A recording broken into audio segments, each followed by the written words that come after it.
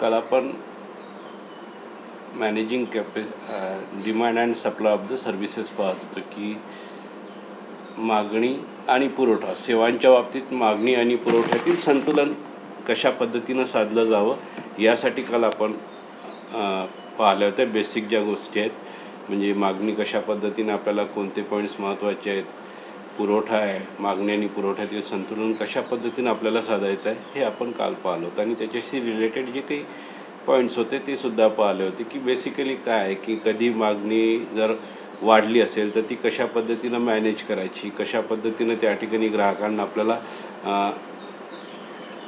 जोडून ठेवायचं आहे, किंवा मागणी जर कमी झाली असेल, आपल्या कॅपॅसिटीपेक्षा मागणी कमी असेल तर काय करायचं, ह्या सर्व गोष्टी काल आपण पाहिल्या होत्या. आज प्रत्यक्ष ज्या स्ट्रॅटेजीज आहेत म्हणजे पहिलं दोन याच्यामध्ये आपण डिवाईड केलेलं आहे. पहिली आहे की managing capacity to match demand, म्हणजे जी आपली कॅपॅसिटी आहे ही आपली जी उत्पादन क्षमता आहे ती मागणीसोबत कशा पद्धतीनं संतुलित करायची. आणि दुसरं आहे की जेव्हा डिमांड वाढत असेल त्यावेळेस जेव्हा आपण विचार करतो की डिमांडचा जेव्हा आपण विचार करतो की डिमांडात आपल्याला मॅच करायची आहे, म्हणजे आपल्याला shifting demand to capacity. Okay, म्हणजे शिफ्टिंग डिमांड म्हणजे आपली जी डिमांड आहे ती कशा पद्धतीने शिफ्ट करायची, कॅपॅसिटीशी मॅच करायची. दोन बाबतीत प्रामुख्याने या ठिकाणी आपण विचार करणार आहे. तर पहिला पॉईंट जो आहे तो पॉईंट या ठिकाणी आपण विचारात घेऊ की strategy for managing capacity to match demand. तर आता या ठिकाणी लक्षात घ्या की ज्यावेळेस आपण या बाबीचा विचार करतो की आपल्याला आपली जी उत्पादन क्षमता आहे, सेवा उत्पादन क्षमता आहे, ती कशाची मॅच करायची आहे, मागणीसोबत, सेवेच्या असणाऱ्या मागणीसोबत आपल्याला जोडून घ्यायचं आहे.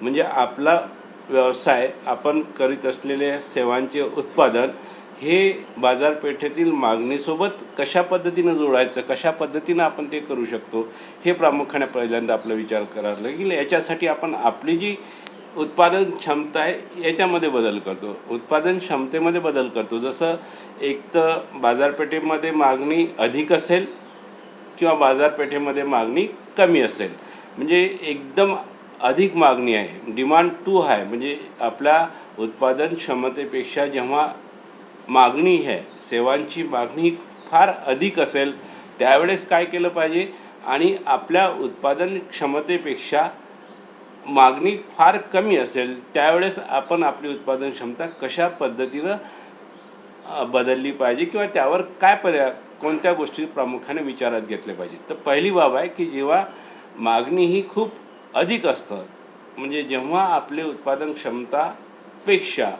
आपली मागणी ही खूप अधिक असतं, तर अशा वेळेस आपल्याला आपल्या उत्पादन क्षमतेमध्ये किंवा आपल्या स्ट्रॅटेजीमध्ये, कृती योजनेमध्ये काही बदल करावे लागतात. पहिला मुद्दा आहे की stress time, labour, facilities and equipment. म्हणजे आता काही जेव्हा मागणी एखाद्या वेळेस खूप सारी वाढत असेल आणि ह्या गोष्टी आपल्याकडे असतील, म्हणजे आपण आपला वेळ वाढवू शकत असू, आपण आपल्या ठिकाणी असणारा जो काही कर्मचारी असेल, लेबर असेल तो वाढवू शकत असू, किंवा ज्या काही सोयी असतील त्या वाढवू शकत असू, किंवा जी काही संसाधनं असतील, उपकरणं असतील ते वाढवू शकत असू. म्हणजे याचा विस्तार करणे आणि आपली जी काही वाढलेली मागणी आहे ती पूर्णत्वास नेणे. जसं प्रामुख्याने होतं की इंडियन रेल्वे काय करतं की जेव्हा एखादा पीक पिरियड असतो की दिवाळीचा सीझन आहे किंवा उन्हाळ्याचा टुरिझमचा सीझन आहे, तर अशा वेळेस ज्या काही रेल्वेज असतील त्या वाढवून दिल्या जातात, म्हणजे स्पेशल गाड्या त्या ठिकाणी सोडल्या जातात. याचा अर्थ काय की आपण आपल्या फॅसिलिटीमध्ये काय केलेली आहे, वाढ केलेली आहे. का वाढ केलेली आहे, कारण त्या ठिकाणी आपली बाजारपेठेमधील असणारी जी मागणी आहे ती वाढलेली आहे. म्हणजे जेव्हा आपल्याला याच्याशी मॅच करायचं असेल तर आपण आपली उत्पादन क्षमता वाढवतो. मग उत्पादन क्षमता कशी वाढवल्या जाते, तर प्रामुख्याने आपल्याला वेळेचा विस्तार करावा लागतो, प्रामुख्याने आपल्याला जे काही लेबर असतील ते वाढवावे लागतात, किंवा ज्या फॅसिलिटी असतील त्याचा विस्तार करावा लागतो, किंवा इक्विपमेंट असतील त्याचासुद्धा विस्तार करावा लागतो. म्हणजे ज्या प्रमाणात गरज वाढत असेल, ज्या प्रमाणात मागणी वाढत असेल त्या प्रमाणात आपल्याला वेळ, श्रमिक, सोयी आणि संसाधनं, इक्विपमेंट्स यामध्ये आपल्याला विस्तार करावा लागेल. दुसरी महत्त्वाची गोष्ट आहे की जेव्हा आपल्याला अधिक मागणी असते त्यावेळेस आपण क्रॉस ट्रेनिंग एम्प्लॉईजचा आपण विचार करतो.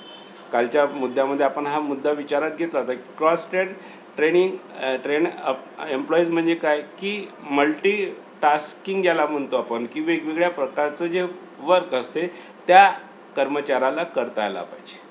म्हणजे एखादा कर्मचारी जेव्हा आपण मॉलचा विचार करतो की एक पीक पिरियड असतो की वीकेंड आहे आणि वीकेंडला काय असतं किंवा तुम्ही first day of the week असेल तर त्यावेळेस प्रामुख्याने बऱ्याच ठिकाणी गर्दी वाढते किंवा 1 ते 10 तारीख असेल तर अशा ठिकाणी सुद्धा आपल्या लक्षात येतं की त्या ठिकाणी गर्दी ही मॉलमध्ये वाढलेली असते. मग हा जो पीक पिरियड असेल या ठिकाणी आपल्याला क्रॉस ट्रेनिंग एम्प्लॉईज उपयोगी पडतात. म्हणजे क्रॉस ट्रेनिंग एम्प्लॉईज म्हणजे एक त्या संबंधित एम्प्लॉईला वेगवेगळ्या कामाचं ट्रेनिंग देते. म्हणजे एखादा जर HR मॅनेजमेंट असेल तर त्याला अकाउंटंटचं सुद्धा काम आलं पाहिजे. एखादा जर त्या ठिकाणी स्टोअर सांभाळत असेल तर त्यालासुद्धा अकाउंटंटचं काम आलं पाहिजे किंवा एखादा अकाउंटंट असेल तर त्याला स्टोअर सांभाळता आलं पाहिजे. म्हणजे ह्या सर्व गोष्टी वेगवेगळी कामं जी असतात म्हणजे आपण जे कामाचं विभाजन करतो कर्मचाऱ्यांमध्ये त्या कामाचं विभाजन करताना आपण त्याला त्या बाबीचं ट्रेनिंग देत असतो. पण असे काही एम्प्लॉई ट्रेन करायचे की ज्याला प्रत्येक काम आलं पाहिजे. कोणत्याही ठिकाणी तो ठेवला गेला तर त्या ठिकाणी त्याला ते काम पूर्ण करता आलं पाहिजे. म्हणजे जेव्हा अशा प्रकारची मागणी वाढलेली असतं तर आपल्याला याचासुद्धा विचार करावा लागतो. तिसरी बाब आहे की पार्ट टाईम एम्प्लॉईज जे असतात त्यांनासुद्धा आपण घेऊ शकतो. हायर पार्ट टाईम एम्प्लॉईज म्हणजे आपण त्याला भाडेतत्वावर आपल्याकडे घेऊ शकतो की ठीक आहे की हा आमचा 1 ते 10 तारखेपर्यंत पीक पिरियड असतं किंवा तुमच्या अकाउंटिंग फॉर्म असतील CA आहेत. CAला काय राहतं की मार्च एंडिंग नंतर जो एप्रिलचा वीक असतो यामध्ये सर्व ॲडजस्टमेंट किंवा मार्च एंडिंग ह्या 2 महिने असे असतात की CAकडे फार मोठ्या स्वरूपाचे काम असतात. मग अशा वेळेस फक्त या 2 महिन्यापुरता जेव्हा तो विचार करतो तर तो काही पार्ट टाईम एम्प्लॉईज बोलावू शकतो आणि त्यांना त्याचं पेमेंट करू शकतो. म्हणजे जेव्हा क्विक पिरियड असेल तर त्यावेळेस आपण अशा स्वरूपाचे एम्प्लॉईज प्रामुख्याने बोलू शकतो. किंवा आपला जो स्टाफ असेल नेक्स्ट पॉईंट आहे की request overtime work for employees म्हणजे आपला जो स्टाफ असेल त्यालासुद्धा असं म्हणू शकतो की तुझी 10 तासाची 8 तासाची ड्युटी आहे तू 10च्या ऐवजी 12 कर 8च्या ऐवजी 10 कर आम्ही तुला त्याचं पेमेंट देऊ. म्हणजे ओव्हर टाईम करण्यासाठी त्याला प्रवृत्त केलं जातं. जनरली ह्या गोष्टी वेगवेगळ्या ठिकाणी फॉलो केल्या जातात. ओव्हर टाईमचं त्यांना एक्स्ट्रा पेमेंटसुद्धा मिळतं आणि ते वर्कर आनंदाने त्या ठिकाणी काम करतात. म्हणजे इथं आपण त्या वर्कर्सला त्या एम्प्लॉईला काय केलेलं आहे ओव्हर टाईम करण्यासाठी रिक्वेस्ट केली आहे विनंती केली आणि त्यामधून सुद्धा आपण आपली जी डिमांड आहे ती पूर्ण करू शकतो. किंवा rent or share the facilities आपल्याला बऱ्याचदा जो क्विक पिरियड असतो त्या पिरियडमध्ये आपल्याकडे असणारी जी फॅसिलिटीज असतात त्या पुरेशा नसतात.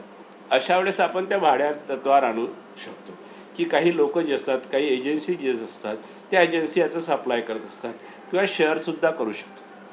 म्हणजे भाड्यातत्वावर कसं की आता ऑक्सिजन सिलेंडर्स आहेत.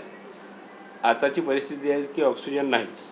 मग अशा वेळेस एखादी एजन्सी असते की जे ऑक्सिजन सिलेंडर भाड्यानं देत असेल तर आपण त्यांच्याकडून भाडेतत्वावर ते ऑक्सिजन आपल्या फॅसिलिटीच्या व्यतिरिक्तसुद्धा आणू शकतो आणि आपल्या मेडिकलचे जी रिक्वायरमेंट आहे ते पूर्ण करू शकतो. काही ठिकाणी समजा आता या कोविडच्या परिस्थितीमध्ये तुमच्या लक्षात आलं असेल की गव्हर्नमेंटला स्वतःचे हॉस्पिटल पूर्णतः उपयोगात आणल्यानंतरसुद्धा गरज लागली तर गव्हर्नमेंटनं वेगवेगळे सेंटर्स त्या ठिकाणी उघडलेले आहेत. हे एक तर त्यांनी ते नवीन सेंटर्स भाड्याने घेतलेले आहेत किंवा नवीन हॉटेल्सला त्या ठिकाणी त्यांनी ते पेशंट ठेवलेले आहेत. डॉक्टरने सुद्धा तीच व्यवस्था केलेली आहे की त्यांच्या दवाखान्यामध्ये शक्य नाही तर त्यांनी प्रायव्हेट हॉटेल्ससुद्धा त्या ठिकाणी काय केलेले आहेत भाडेतत्वावर घेतलेली आहे आणि ती फॅसिलिटी ती सुविधा प्रामुख्याने उपलब्ध करून दिलेली आहे. किंवा शेअर फॅसिलिटीज म्हणजे आता काय होतं की बरेचदा जेव्हा एखादा क्विक पिरियड असतो फारच रश असतो मागणी फार मोठ्या प्रमाणात असतं आणि दुसऱ्याकडे ती फॅसिलिटी अवेलेबल असेल तर आपण असं सांगू शकतो की तुमच्याकडे ही फॅसिलिटी आहे आम्हाला ती शेअर करायची आहे आणि त्याचा मोबदलासुद्धा आपण देऊ शकतो. नेक्स्ट आहे की rent or share the equipment संसाधनं जी आहे यंत्रसामुग्री जी आहे ही सुद्धा तुम्ही शेअर करू शकता किंवा भाड्याने घेऊ शकता.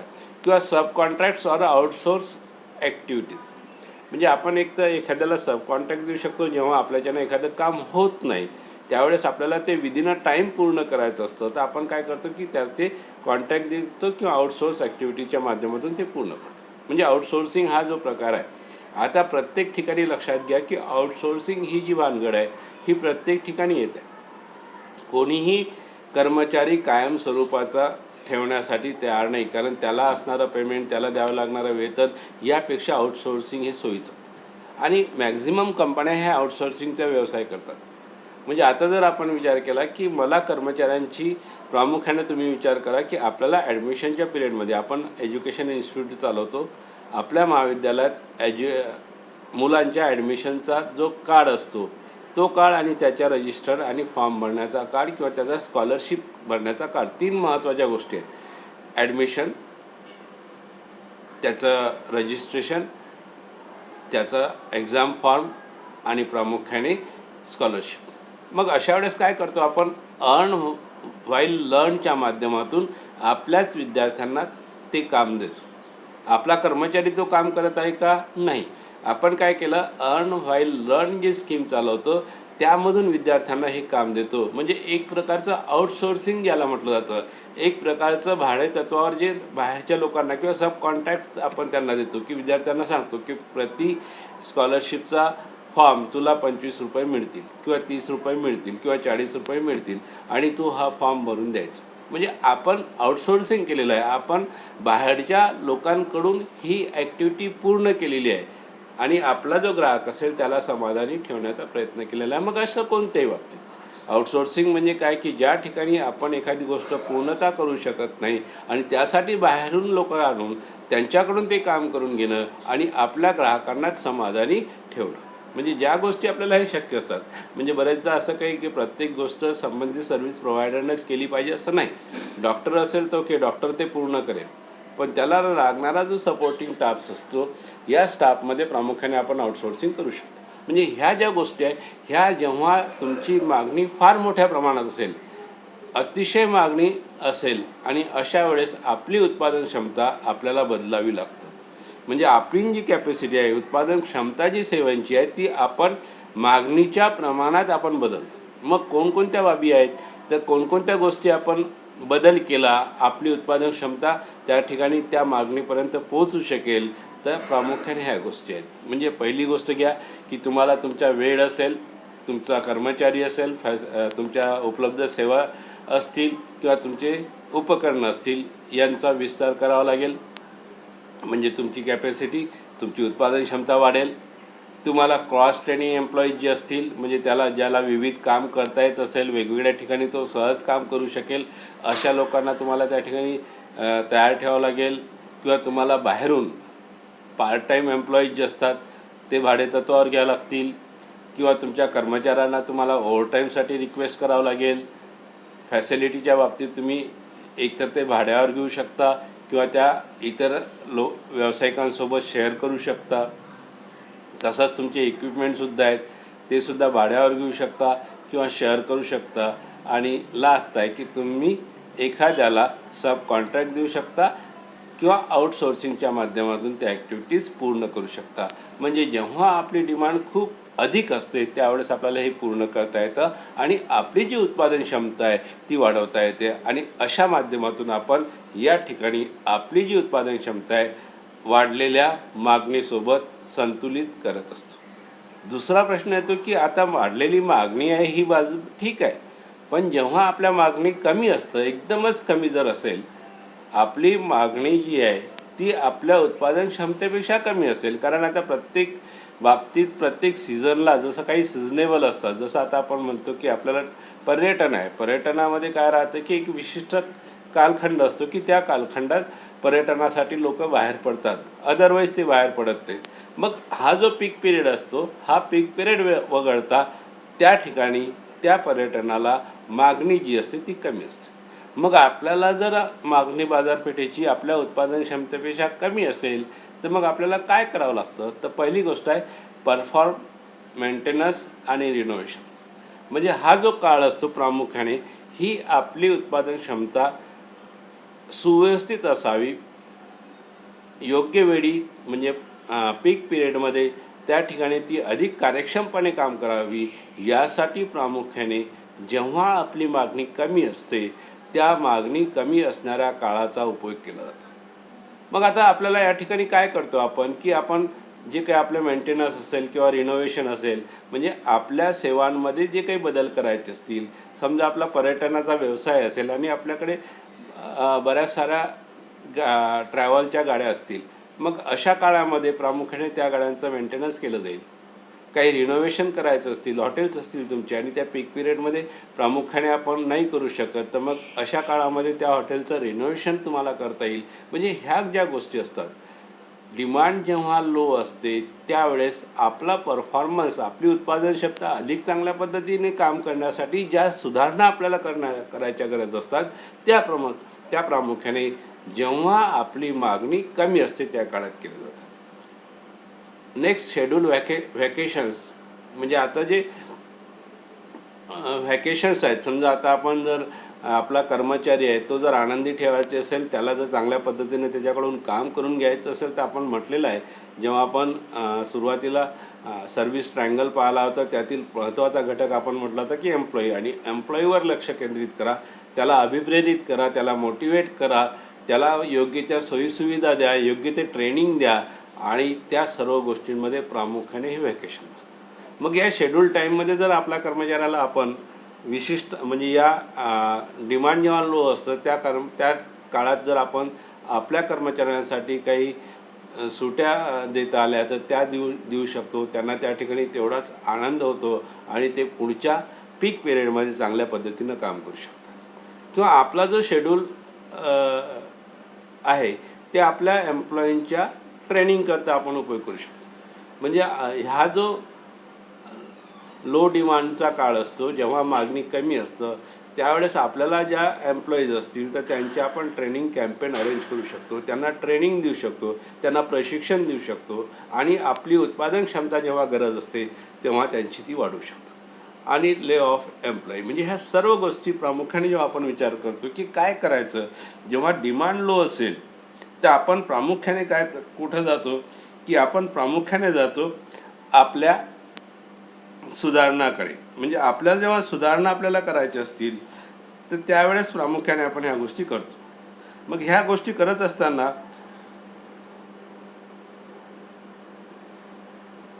प्रामुख्याने ह्या सर्व गोष्टी आपल्याला ठेवणं महत्त्वाचं असतं. की तर ह्या गोष्टी झाल्या आपण जेव्हा मॅनेजिंग द कॅपॅसिटी, म्हणजे ह्या गोष्टी लक्षात घ्या.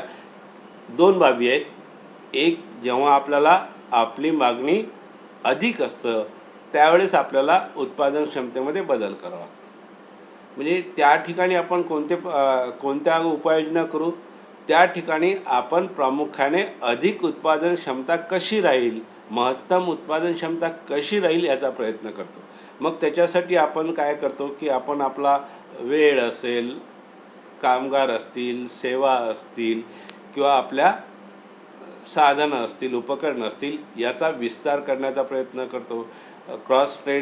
ट्रेन एम्प्लॉईजचा विचार करतो, भाड्या तत्वावर पार्ट टाईम एम्प्लॉईजचा विचार करतो, किंवा आपल्या ज्या इक्विपमेंट्स आहेत ते प्रामुख्याने दुसऱ्यांचे शेअर करण्याचा किंवा हायर करण्याचा विचार करतो, सब कॉन्ट्रॅक्ट्स देण्याचा विचार करतो. इवन आपण आपल्या एम्प्लॉईला ओव्हरटाईम करण्यासाठी सुद्धा प्रवृत्त करतो आणि त्याला त्याची अधिकतम लाभ देण्याचा प्रयत्न करतो. ही झाली बाजू जेव्हा आपली डिमांड अधिक असतं त्यावेळेस आपल्याला काय करावं लागतं, आपली उत्पादन क्षमता बदलावी लागतं, वाढ करावी लागते, आणि वाढ करण्यासाठी हे महत्त्वाचे मुद्दे. पण जेव्हा डिमांड लो असते, काही उद्योग व्यवसाय असे असतात की त्यांचा एक विशिष्ट पिरियडमध्ये व्यवसाय असतो, बाकी वेळ जो असतो तो त्या ठिकाणी त्यांना लो डिमांडचा असतो. म्हणजे पर्यटनाचं जसं आपण म्हटलं की आता टूर्स अरेंज करणं सुरू झालेले आहेत. म्हणजे वॅकेशन जेव्हा येतात तेव्हा प्रामुख्याने टूर्स असतात, दिवाळी असो की उन्हाळा असो. मग या वॅकेशन्समध्ये आणि त्यामध्ये टूर पर्यटन जे असतात ते अधिक मोठ्या प्रमाणात व्यवसाय वाढलेला असतो. पण बाकी पिरियडमध्ये जेव्हा त्यांचा लो असेल तर त्यावेळेस त्यांना प्रामुख्याने आपली जी उत्पादन क्षमता आहे ते टिकवून ठेवण्यासाठी ज्या सुधारणा आपल्या व्यवसायामध्ये करायच्या असतात त्या प्रामुख्याने आपल्याला केल्या जातात. जसं आपण की आपल्याला आपले जे मेंटेनन्स असेल, जे काही रिनोव्हेशन असेल, हे आपण त्या काळात करून घेतलं पाहिजे. आपल्या कर्मचाऱ्यांचं शेड्यूल जे आहे त्यांच्यासाठी सुट्यांचा आपण वेळ म्हणजे नियोजन केलं पाहिजे. त्या ठिकाणी आपल्या एम्प्लॉईजला कर्मचाऱ्यांना ट्रेनिंग देता येईल का हे सुद्धा आपल्याला विचारात केलं पाहिजे. आणि ले ऑफ द एम्प्लॉईज त्यांना टिकून ठेवण्यासाठी जे प्रयत्न त्या ठिकाणी हे सर्वच्या सर्व प्रयत्न तुम्हाला करावं लागतात. आता दुसरी जी बाजू आहे, दुसरी बाजू जेव्हा आपण विचारात घेतो तर त्यावेळेस प्रामुख्याने तुम्हाला ही गोष्ट विचारात घ्यावं लागेल की strategy for shifting the demand to match capacity. म्हणजे आपल्याला या ठिकाणी डिमांड शिफ्ट करत आहोत आणि आपल्या कॅपॅसिटीसोबत ती मॅच करण्याचा आपण प्रयत्न करत आहोत. म्हणजे ही बाजू दुसरी आहे. म्हणजे स्ट्रॅटेजी पहिली जी होती आपण आपले उत्पादन क्षमता अल्टर केली होती, आता आपण या ठिकाणी मागणी शिफ्ट करणार आहे. तर त्या बाबतीत काय महत्त्वाचं आहे ते मुद्दे आपण इथे विचारात घेऊ. पहिली गोष्ट घ्या की strategy for shifting demand to match the capacity. म्हणजे आपली जी डिमांड आहे ती आपण बदलत आहोत. कशासाठी? की आपली जी क्षमता आहे तिच्यासोबत उत्पादन क्षमता जी आहे तिच्यासोबत संतुलन करण्यासाठी. मग आता इथं सुद्धा 2 पॉईंट्स आहेत. पहिली गोष्ट आहे की डिमांड जेव्हा अधिक असेल, मागणी जेव्हा अधिक असेल तेव्हा काय करायचं आणि मागणी जेव्हा कमी असेल तेव्हा काय करायचं. मग पहिलं काम आहे की जेव्हा डिमांड हाय असतात तर आपल्याला प्रामुख्याने हे सर्व पॉईंट्स विचारात घ्यावे लागतील. म्हणजे हे पॉईंट्स विचारात घेताना जसं use a signage to communicate busy days and times, offer incentive to customer for a usages during the non peak time, take a care. One thing is there.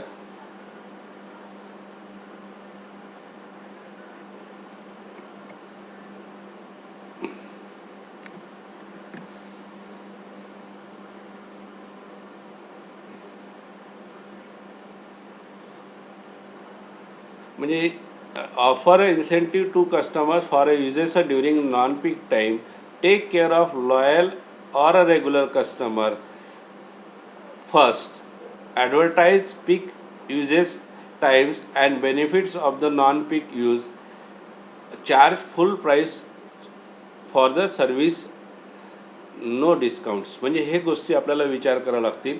म्हणजे ह्या गोष्टी जेव्हा आपण विचार करतो की आपल्याला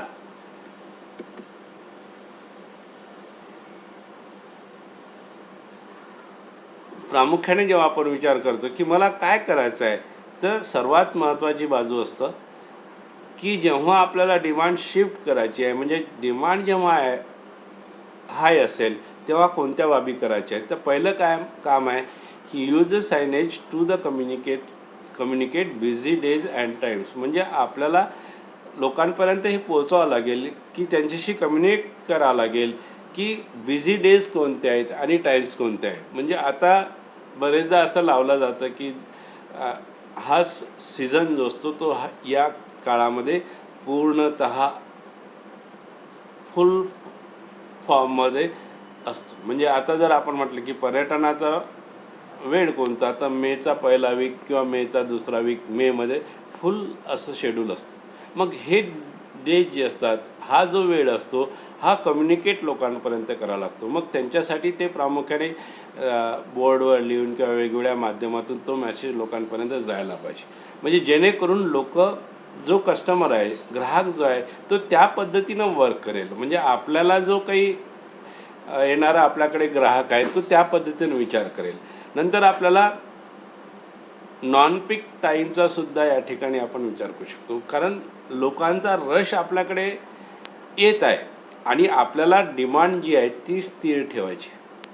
मग अशा वेळेस काय करावं लागेल की लोक आपल्याकडे, ग्राहक आपल्याकडे मोठ्या प्रमाणात या पिरियडमध्ये येत आहे, तर यातला काही ग्राहक जो आहे तो आपल्याला डायव्हर्ट करायचा आहे, त्याला परिवर्तित करायचं आहे, त्याला बदलायचं आहे. मग त्याला कशा माध्यमातून बदलायचं, तर आपण त्या ठिकाणी त्याच्यापर्यंत असं पोचवायचं की नॉन पीक टाईम जो आहे या टाईममध्ये प्रामुख्याने ग्राहकांना आम्ही काही सूट देतो, काही इन्सेंटिव्ज देतो आणि त्या पद्धतीनं काही ग्राहक त्यामधून बाहेर पडतील. जसं आता म्हटलं की पर्यटनाचा एक विशिष्ट काळ असतो.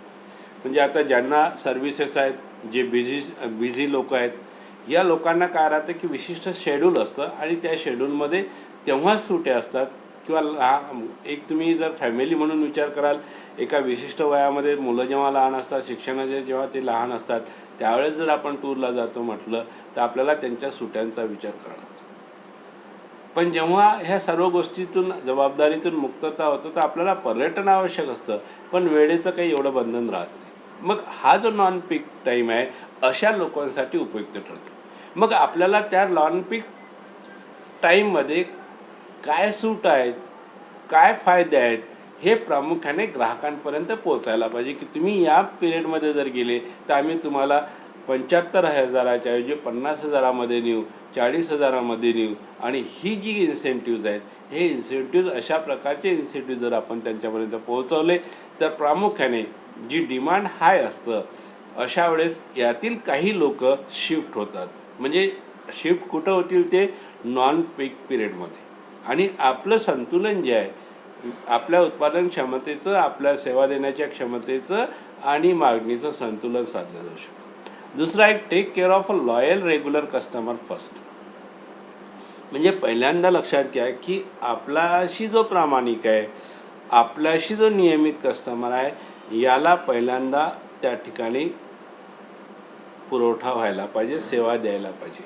हे लोक नको जायला. म्हणजे वारंवार जर आपण बरेचदा असं होतं की आम्ही तुमच्याकडे नेहमीच येतो आणि तुम्ही आम्हाला ट्रीट करत नाही, व्यवस्थित बोलत नाही, असा एखादा प्रसंग तुमचा येतो.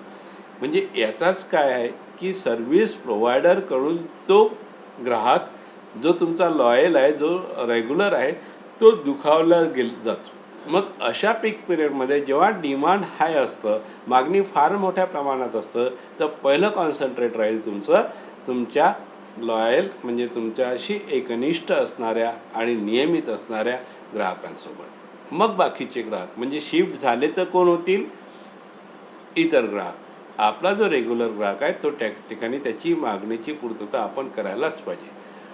नेक्स्ट बाय काय, advertise peak uses Times and benefits the non peak uses time.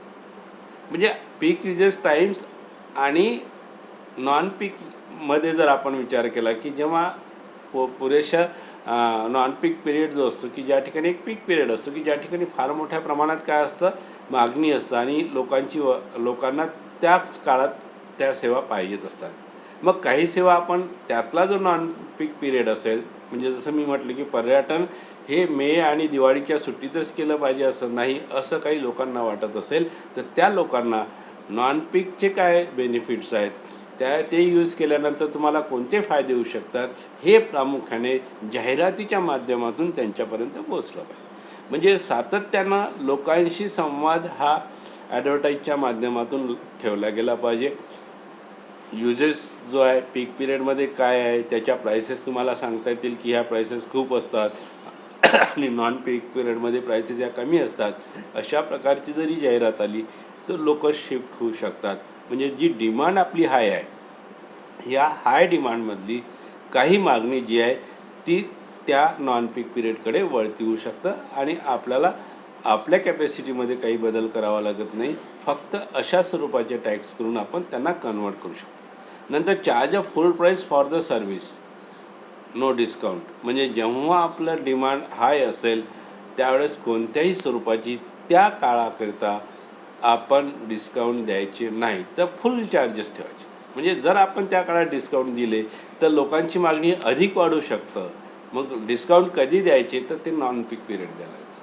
म्हणजे हा सुद्धा एक मार्ग असतो की पूर्ण किंमत त्यांच्याकडून त्या सेवेची वसूल झाली करायची की जेणेकरून ज्यांना शक्य असेल ते त्या ठिकाणी येतील, अदरवाईज त्या ठिकाणी तो ग्राहक जो आहे शिफ्ट होईल. म्हणजे या ठिकाणी आपण काय केलेलं आहे की या ठिकाणी आपण आपल्या ग्राहकाला त्या पिरियडमधून वेगळं केलेलं आहे आणि आपली उत्पादन क्षमता आणि आपली बाजारपेठेची मागणी याचं संतुलन केलेलं आहे.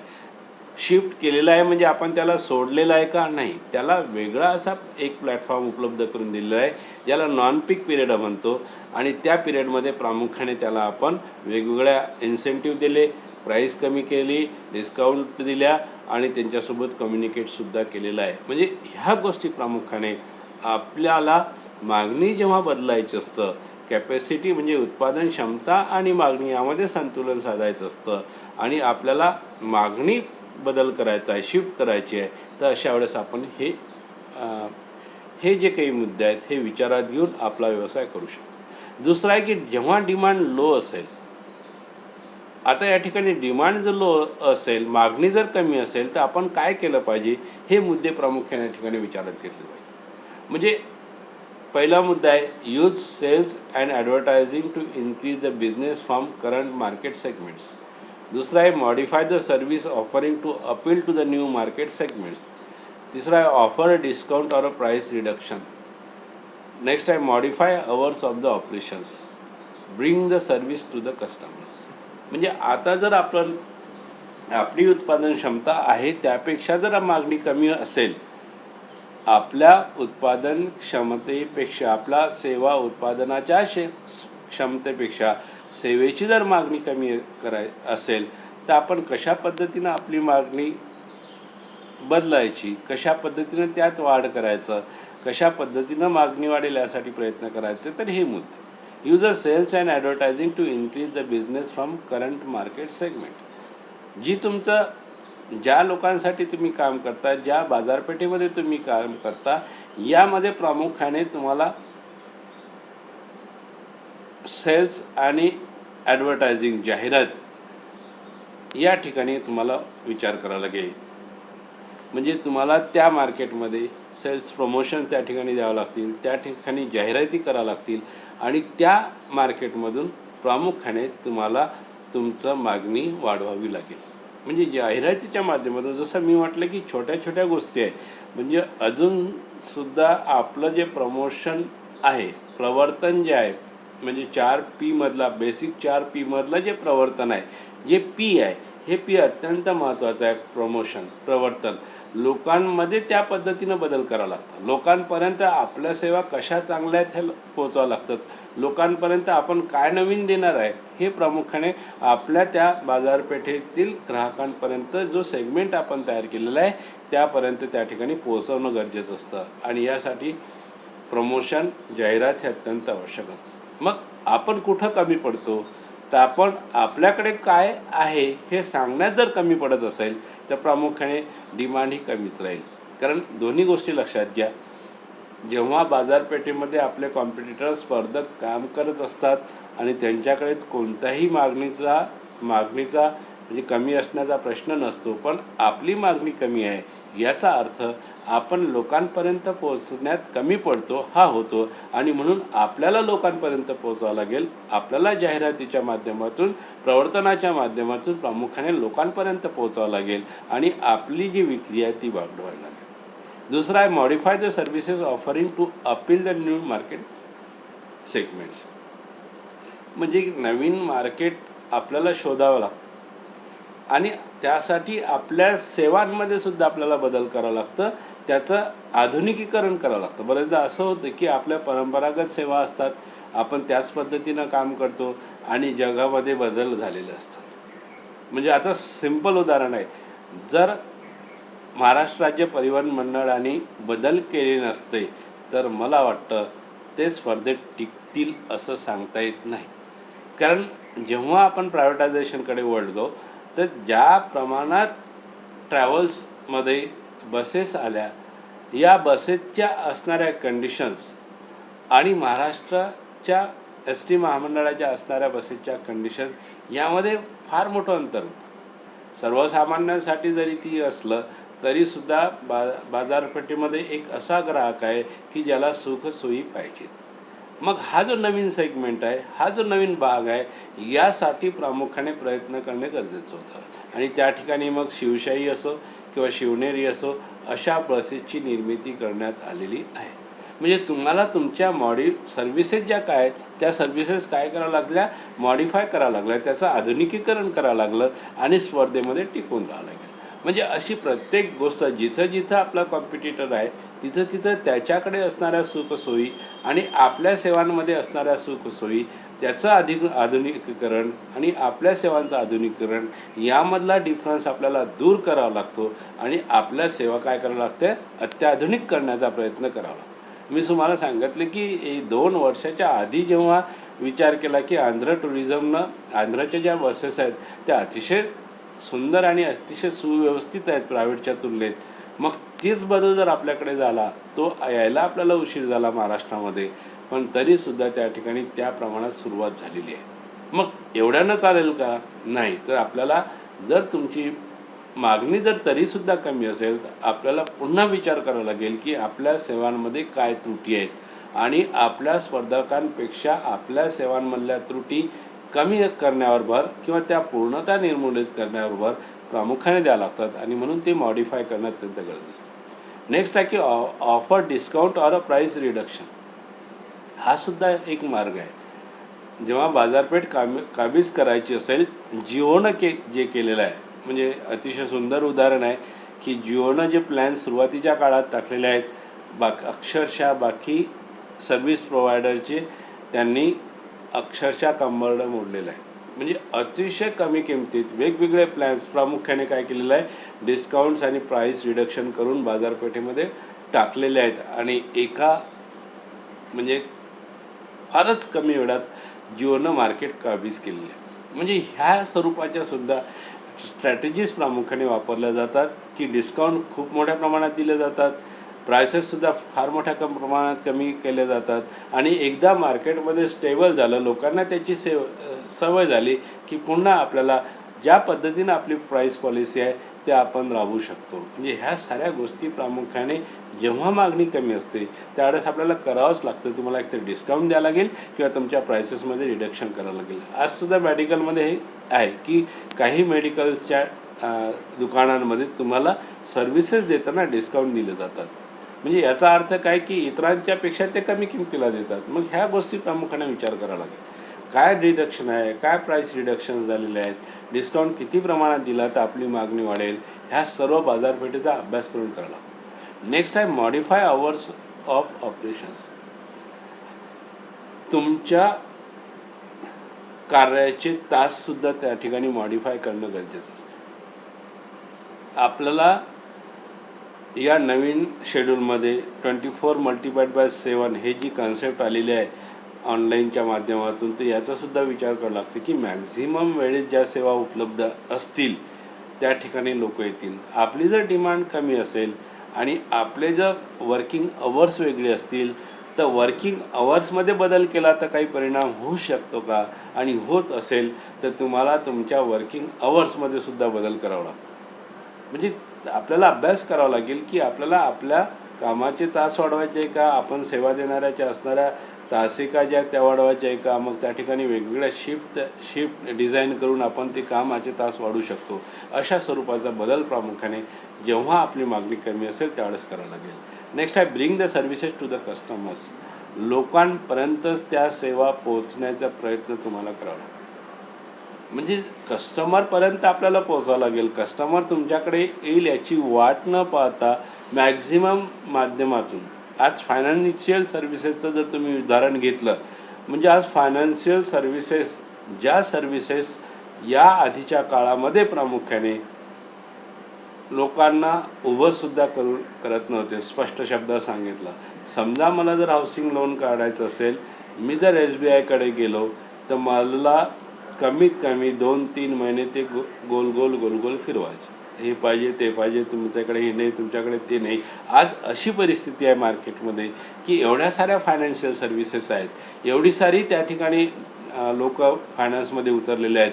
मग या सर्व्हिसेसला आज काय करावं लागत आहे की लोकांपर्यंत पोहोचावं लागत आहे. तुम्हाला फायनान्स करणाऱ्या सर्व्हिसेसचे फोन येतात किंवा तुमची लोन रिक्वायरमेंट आहे का, तुम्हाला काही लोन लागतं का. याचाच अर्थ हा होतो की त्या सर्व्हिस प्रोव्हायडर जे असतील ते फायनान्स करणारे जे लोक असतील ते ग्राहकांपर्यंत पोहोचत आहेत. कारण डिमांड जी आहे, रेशो जो आहे तो त्या ठिकाणी त्यांचा कमी असेल. म्हणजे आज नॅशनलाइज बँकासुद्धा कर्ज देण्यासाठी सहज उपलब्ध झालेल्या आहेत, ज्या आधी नव्हत्या. त्यांनासुद्धा लोकांना म्हणजे डाटा ॲनालिसिस करून जे लोकांकडे योग्य लोक असतील त्यांच्याकडे त्यांना अप्रोच होणं गरजेचं आहे आणि हे लोक ते करत आहे. नॅशनलाइज बँका हे आज करत आहे. याचा अर्थ काय की मागणी जी आहे ती कमी आहे आणि ती वाढवायची आहे. तुम्हाला तुमचा बिझनेस वाढवायचा आहे. तर बिझनेस वाढवायचा असेल तर लोकांपर्यंत तुम्हाला पोहोचावंच लागेल. ह्या गोष्टी प्रामुख्याने 2 प्रकारच्या स्ट्रॅटेजी आपण अभ्यासलेल्या आहेत. ह्या 2 प्रकारच्या स्ट्रॅटेजीमध्ये जेव्हा डिमांड हाय असेल तेव्हा काय करायचं आणि जेव्हा डिमांड लो असेल, म्हणजे पहिल्या ह्याच्यामध्ये आपल्याला आपली उत्पादन क्षमता आपण वाढवतो. जेव्हा आपल्याला दोघांमध्ये संतुलन साधायचं असेल त्यावेळेस आपली उत्पादन क्षमता आपण वेगवेगळ्या माध्यमातून ह्या डिमांडसाठी वाढवतो. आणि जेव्हा आपली उत्पादन क्षमता च्या तुलनेत आपल्या मागणी कमी असेल तर आपण ती क्षमता वेगवेगळे बदल करून त्या पिरियडचा आपण उपयोग आपली उत्पादन क्षमता वाढवण्यासाठी करतो. ही झालं कॅपॅसिटीच्या बाबतीत. शिफ्ट डिमांडच्या बाबतीत काय की शिफ्ट डिमांड करताना मागणीमध्ये बदल करताना तर आपण प्रामुख्याने हे जे हाय डिमांडचा विचार केला आणि लो डिमांडचा विचार केला. हाय डिमांड असेल तेव्हा आपण त्या लोकांना परावर्तित करतो, त्यांना दुसऱ्या शिफ्टमध्ये दुसऱ्या नॉन पीक पिरियडमध्ये त्यांना जाण्यासाठी प्रवृत्त करतो आणि तशा पद्धतीचे प्लॅन त्या लोकांना देतो. पण जेव्हा डिमांड लो असेल तर आपण त्यांना डिस्काउंट देऊ, आपण आपल्या सर्व्हिसेस मॉडिफाईड करू, आपण त्यांच्यापर्यंत पोचू आणि अशा माध्यमातून जाहिरात करू आणि त्यांच्यापर्यंत पोहोचण्याचा प्रयत्न करतो आणि आपली डिमांड वाढवण्याचा प्रयत्न करतो. अशा पद्धतीचं मागणी आणि पुरवठा यामध्ये सेवांमध्ये संतुलन साधलं जातं. Okay, thanks to all. म्हणजे या ठिकाणी एक लक्षात घ्या की तुम्हाला जे ह्या सर्व गोष्टी करायच्या आहेत तर ह्या सर्व गोष्टी प्रामुख्याने या पद्धतीनं होतात. तर या ठिकाणी तुमचे 2 युनिट कंप्लीट झालेले आहेत. तिसऱ्या युनिटला आपण उद्यापासून सुरुवात करणार आहे आणि त्या पद्धतीनं पूर्ण होतील. Okay, thanks to all.